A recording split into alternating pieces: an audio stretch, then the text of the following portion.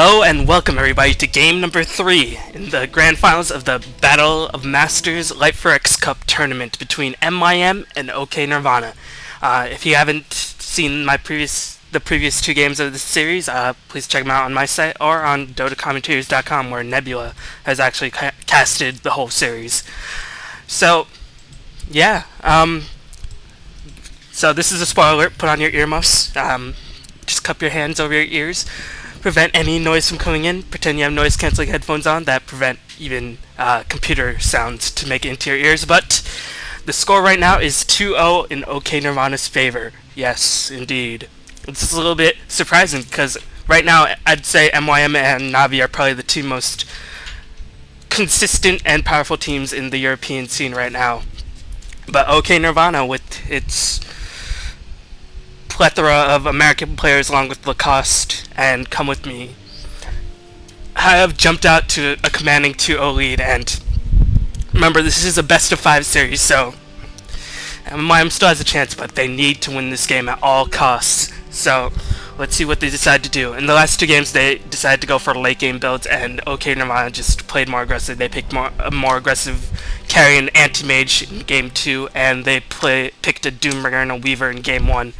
And right now, you won't be surprised to see MYM Melk banning Weaver, because Lacoste Weaver in game 1 just totally dominated. I think he won like 13-1, and one of the deaths was just basically trying to get the last pair of racks. So let's look at the picks and bans. Melk banned Syllabear, and a really strong pusher, a really strong late game carry, and he can tank a lot of damage. This is version 6.72c, so Syllabear hasn't had his nerf yet. And meanwhile, he also banned Weaver. Lacoste Weaver, like I said, just dominated MYM so hard in game number 1. And for his final ban, he banned Shadow Demon, which he allowed OK.Nirvana to pick in game number 2. Shadow Demon, although he doesn't have necessarily late game potential, he has such a strong early game, creating so much havoc with his Shadow Poison, with his Disruption, with his Purge, that can also remove buffs. So it's a very strong counter to other heroes that have significant buffs, like Broodmother or Sven or something like that. Meanwhile, Fear decides to ban Furion. He's been the first ban in all of these games so far. Obviously, respect to ban towards Melk, who has a very strong Furion.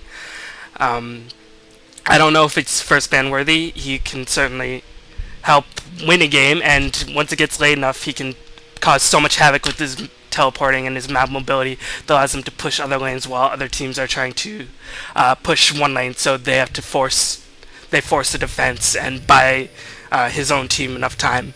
But I don't think he's first ban worthy. He can certainly help secure a game, but I don't know if he can necessarily win a game by himself unless it goes really late game, where a difference between 1 racks and 1 team fight can make all the difference, and his mobility is really cherished. Fear, noticing that MYM decided to go for the late game in the last 2 strategies, decided to ban the Spectre, one of the most powerful late game heroes in this current Dota version.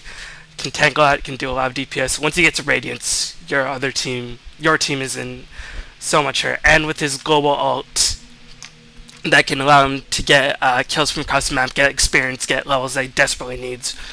Or she, sorry, Spectre is a she. Spectre is a smart ban because MYM has been going for the game. And finally, Fear also bans Lycanthrope, who is the hot ban in the 6.72c era. Not era, this version right now. He just gets so much farm so fast in the jungle, and his wolves do a crazy amount of DPS. Basically once he hits level 8 with the Vlads, you get a free Aegis, and he does so much DPS so early that your supports won't have enough time to buy Ghost Scepters, and once Lycan feeds on your supports, it's just a steamroll effect. They'll never get farmed, they won't have enough money to buy wards, and it's just a real pain in the ass to play against him. So Fear had the first pick. He picked up the Doombringer, which he played to perfection in game 1. He picked up an early Blink Dagger rather than going for Radiance. He left Radiance for Lacoste Weaver. He picked up Blink Dagger, he got a Centaur creep, and he just blinked and stomped Shivas and immediately took down Invoker right off the bat. And without Invoker for MYM in game 1, they really couldn't mount too much of a mid-game defense to allow Melk's PL to farm up enough to get a faster Radiance. And Fear's spectacular Doombringer play really won them the game, in my opinion. Meanwhile, Melk picks up Crystal Main and an Omni Knight. Crystal Main, a very strong early game hero in general, just a strong support hero. And Omni Knight has been first picked in all of these games so far. OK.Nirvana first picked him in Game 1, and MYM has used their first picks on him in Game 2 and Game 3 so far. He can solo lane pretty well. He gets mid-solo. Once he gets soul rank, he can pretty much stay in lane indefinitely. Unlimited mana, unlimited healing. He's also strong in a push strat. Once he gets... he can just have so much mana to do healing, and once his team gets some arcane boots, he'll never run out of mana, and with his purification healing 360 HP, he'll never run out of healing. So, to counter that, Fear picked up Anti-Mage and Lich. Anti-Mage worked really well for them in Game 2. 1437's Anti-Mage just totally outfarmed Playmate's Dwarven Sniper. Picked up a full 2 Tier 4 items ahead of him and just won the game with his aggressive play, just blinking into the middle of the MYM team, causing so much havoc. Lich is a really strong lane hero, Dark Ritual, and of course he can provide some mid-game team fight. But MYM counters with a Chen, and I really like this pick by MYM. They've noticed that their previous two late game strategies in Game 1 and Game 2 haven't been working out. They decided to go more to what they're comfortable with, which is a semi-push strat or maybe a full-on push strat. And they notice right now that Scourge did not pick up many AoE heroes at all in the first 3 picks, so Chen is a really smart hero in this choice. And also, Chen's AoE heal combined with Omni Knight's AoE heal might mean like nobody will ever die on this Sentinel team. Of course, that's a bit of an exaggeration, but so much heal, and Chen's Holy Persuasion allowing to teleport somebody back from being doomed can be very effective in helping out the MYM squad against this Doombearer pick. So, Fear decides to ban Enigma, a strong pushing hero. I think he mostly banned it for the Eidolons because he's noticed that there aren't many AoE heroes on Scourge so far, and Eidolons, if you don't have enough AoE, they can do so much damage to a tower. He also banned the Batrider, a very strong early mid-game hero who can just wreak so much havoc with his Firefly, with his sticky napalm, and with his flaming lasso. If Batrider gets a blink, he could blink in on Anti-Mage and then have 4 seconds of focus fire towards the Anti-Mage, by which point Anti-Mage would probably die. Meanwhile, Milk bans the Enchantress. They don't want anybody to steal Chen's creeps. They want to have the jungle all to themselves for Chen. Also, Enchantress can just be a really strong support slash ganking slash pushing hero. And Melk also does the smart thing in banning the Earthshaker, one of the best defensive heroes in the game. Fisher, Echo Slam, just clear out pushes like no one's business. So I'm going to expect to see OK.Nirvana pick up an AoE type support, maybe a Jakiro, maybe a Lina, something like that to help complement the Anti-Mage and the Lich, because right now they really are lacking desperately in the push, in the anti-push strategy that MYM is clearly doing. They pick up an Invoker, who is a really strong laning hero, although he does need levels in order to get his anti-push skills to be super effective. However, his EMP can drain the mana out of a push team, and mana for a push team is just as good as health. And with the EMP draining up to 400 mana, once a max level of it is thrown down, the MYM team will be crippled. However, I do expect the MYM team to pick up 1 or 2 Arcane Boots, and Crystal Main's Brilliant Aura with the first pick will certainly help in that regard. But Invoker is a smart, safe pick at this point. I'm surprised he made it to the 4th pick. May MYM just feel very comfortable in playing against him. They know Invoker doesn't need levels, and if they push hard enough and fast enough, then they can prevent him to get those levels in the beginning, because in order to defend, you need to have a lot of people, especially when you don't have a sort of an AoE crowd control hero, and Invoker won't get enough levels if he's constantly surrounded by his teammates. Meanwhile, MYM picks up the Venomancer, a smart pick, can provide a lot of residual damage with his Poison Nova and his Venomous Gale, and also his wards are just a pain in the ass. They can't be cleared by any magic damage, and once you just stack up enough wards, they can just push an enemy team back so far in defending a tower. And also a very good anti-push hero. Venomancer, once he throws down his Nova and once he throws down enough wards, the other team, if they don't have a healer, is forced to sort of retreat and sort of regroup until they get back into the game, and by which time Venomancer's allies can be respawned or full back on health and mana. And Fear does the last pick of Vengeful Spirit. Normally I'd say this is a good call, but against a clear push strat like MYM is going to do, I don't know if Vengeful Spirit will be super effective. Of course, she can swap out a key hero. She might swap out the Omni Knight or the Chen right off the bat and sort of eliminate them with the Doom, with the Magic Missile. But she doesn't provide much in the way of creep clearing abilities. Of course, her Howl of Terror is an AoE, but it doesn't do much damage. It only reduces the armor.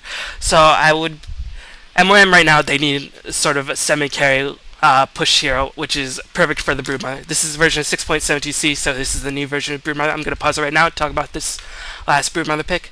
This is a really smart pick by Melk. You notice that Scourge have basically one AoE hero, which is the Invoker, and they have Liches for Frost Nova and Doom's Scorched Earth, but those aren't really super effective in clearing out loads of creeps. So Broodmother, although her pushing potential has been severely nerfed, her hero killing potential has been buffed significantly. And of course, the Spiralings now have web invisibility, so you can be minding your own business, you can be throwing down, you can be denying creeps with Dark Ritual, and then all of a sudden, bam!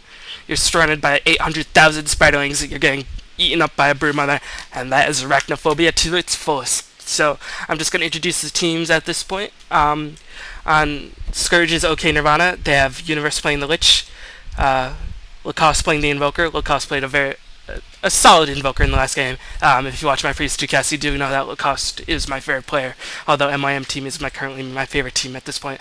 1437, who played a brilliant anti-mage in the last game, just farmed so hard, got totally out-farmed the MYM team.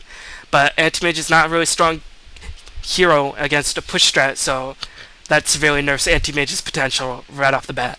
Meanwhile, Come With Me's Vengeful Spirit, or Laissez With Me. That was sort of me trying to do a terrible French accent, but Come With Me is actually, I believe, Croatian, or maybe he's Romanian. He is Romanian, I apologize. But he played a really strong Vengeful Spirit. He constantly juked the enemy with his clutch swaps, and we're going to see Fear on his Doombringer. Fear's Doombringer was just very fun to watch in game number 1, and hopefully he can put on some spectacular moves like he did in the last game. Meanwhile, we have Mania playing the Crystal Main, so Pusher Street is probably not in this game. I guess Pusher Street is more of a traditional support. He can ward very effectively, he can support lanes very effectively, but maybe if they want to go for a more aggressive build, they felt Mania would be a stronger choice. Or maybe they just felt like, we want Mania because we have more chemistry with him, or I don't know, because Pusher Street plays a fantastic Crystal Main, but Mania is a solid pick nonetheless to play Crystal Main. Meanwhile, we're obviously going to see Melk's famous Chen, one of the most well-known Chens in the European scene. It's rumored to say that if Melk picks Chen, the other team is in a lot of trouble. We see Ava, who is a demon on the Venomancer. I'm going to be interested to see what the lanes are going to shape up to be. It's probably going to be Omnite, solo mid, may a tri-lane of give Venomancer the farm and have Chen come out of the jungle with Crystal Main supporting the Venomancer and have Broodmother solo another lane. We see 7895, who is the Broodmother, who is Misery. He's going to be playing the Broodmother, and we're going to see Don't Be Shy Homie, DBSH, on Playmate. That's a really cute name, Don't Be Shy Homie, on the Omnite. So, enough jibber jabber, let's get right into the game. I hope you're all very excited. I'm going to be very interested to see how MYM will transition out of their late game strategies that they have been doing into a more early game semi-push strat. Well, this isn't really semi-push because their only late game